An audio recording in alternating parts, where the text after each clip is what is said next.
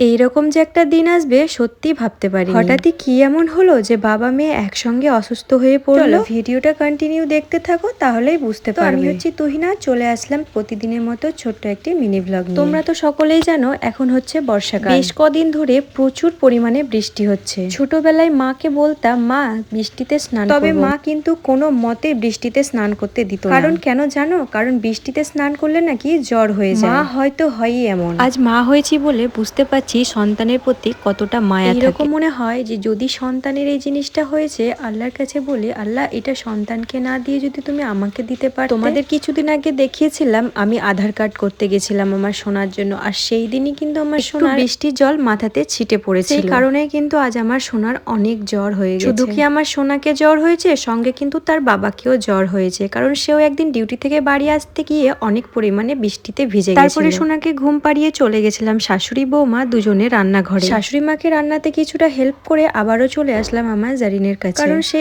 এখন একদমই একা থাকতে চাইছে না, সে সব সময় কোলে থাকতে চাইছে। প্লিজ তোমরা আমার সোনার জন্য আর আমার সোনার পাপার জন্য অনেক অনেক দোয়া করো, তারা যেন তাড়াতাড়ি সুস্থ হয়ে যায়। তোমাদেরকেও বলছি এই বাজে ওয়েদারে তোমরাও সাবধানে থেকো। চলো আজকের জন্য এতটুকুই, দেখা হচ্ছে নেক্সট কোনো ব্লগে। Okay bye.